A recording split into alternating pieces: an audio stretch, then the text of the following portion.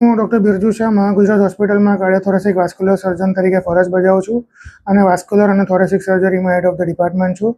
મારી જોડે ડૉક્ટર હાર્દિક પટેલ સાહેબ કે જેઓ મુલજીભાઈ પટેલ યુરોલોજીકલ હોસ્પિટલમાં પ્રોફેસર છે અને આજે મુલજીભાઈ પટેલ યુરોલોજીકલ હોસ્પિટલ અને મહાગુજરાત મેડિકલ સોસાયટીના સંયુક્ત ઉપક્રમે અત્યારે આપણે અહીંયા આગળ એક કેમ્પનું આયોજન કરવામાં આવ્યું હતું, કોન્ફરન્સનું આયોજન કરવામાં આવ્યું હતું કે જેમાં ઓલ ઓવર ઇન્ડિયાથી જે લોકો નેફ્રોલોજી ભણી રહ્યા છે એવા સ્ટુડન્ટો અને એવા તજજ્ઞો અહીંયા આગળ ટ્રેનિંગ માટે બોલાવવામાં આવ્યા હતા અને એમાં એમને એન્ડોવાસ્ક્યુલર પ્રોસિજર્સ કે જેમાં જે ડાયાલિસિસ માટે ફિસ્ચ્યુલા બનાવવામાં આવે છે અને એના પછી જે ફિસ્ચ્યુલાના બ્લોક થાય છે કઈ રીતે ખોલવા, એ બ્લોકનું નિદાન કઈ રીતે કરવું અને એની સારવાર કઈ રીતે આપવી, તેમજ નવી ડાયાલિસિસ માટેની નવી ફિસ્ચ્યુલા કે જે અલગ અલગ પ્રકારની ફિસ્ચ્યુલાઓ છે તે કઈ રીતે બનાવવી, એના વિશે તેમને ટોટલ 5 ફેકલ્ટી દ્વારા એમને નોલેજ આપવામાં આવ્યું હતું. અને અહીંયા આગળ એક ભારત કક્ષાનો એટલે એક નેશનલ લેવલનો એક ટ્રેનિંગ કેમ્પ અહીંયા આગળ મુલજીભાઈ પટેલ યુરોલોજી હોસ્પિટલ અને મહાગુજરાત મેડિકલ સોસાયટીના સંયુક્ત ઉપક્રમે અહીંયા આગળ કરવામાં આવ્યો છે.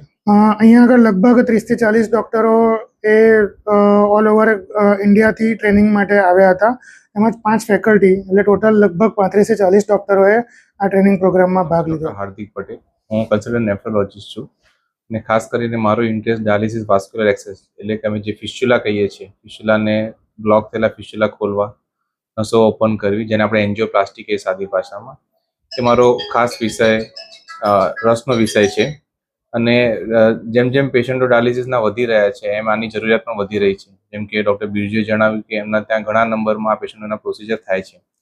એટલે કારણ કે નંબર ઓફ પેશન્ટ વધી રહ્યા છે એટલે એટલા ટ્રેનિંગવાળા ડૉક્ટરોની પણ એટલી જ જરૂર છે. એટલે એના સંબંધિત અમે આ ટ્રેનિંગ પ્રોગ્રામ રાખ્યો હતો. આ પ્રોગ્રામમાં દેશના દરેક ખૂણાથી એટલે ઉત્તર ભારતથી, નોર્થ ઇસ્ટથી અને દક્ષિણ ભારતથી અને ગુજરાત, રાજસ્થાન અને મહારાષ્ટ્ર અને મધ્યપ્રદેશ દરેક જગ્યાથી ડૉક્ટરો આવ્યા છે. ફેકલ્ટી પણ દરેક જગ્યા દેશના દરેક ખૂણામાંથી આવેલી છે અને આ પ્રોગ્રામ એકચ્યુઅલી 3 દિવસ ચાલવાનો છે. અમે આ તબક્કે મહાગુજરાત મેડિકલ સોસાયટી અને બિરજુ સરનો પણ થેન્ક યુ કહીશું, કારણ કે એમના સહયોગથી અમે આ બધા પેશન્ટોને, ફેકલ્ટીને અને ટ્રેની લોકોને આ શીખવાડી શક્યા. કારણ કે કોઈ પણ પ્રોસિજર શીખવા માટે નંબર ઓફ પેશન્ટ્સ અને નંબર ઓફ સ્કિલ પર્સનની પણ એટલી જ જરૂર હોય છે, જે એમને સપોર્ટ પ્રોવાઈડ કર્યો.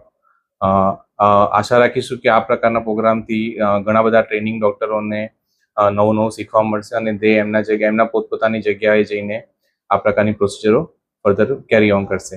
અને ફ્યુચરમાં પણ મેં આ પ્રકારના પ્રોગ્રામ હવે એવરી 4 to 6 months કરવાનું વિચારી રહ્યા છે. અને once again I will thank Mahagujarat medical society જેમને અમને આ સપોર્ટ આપ્યો.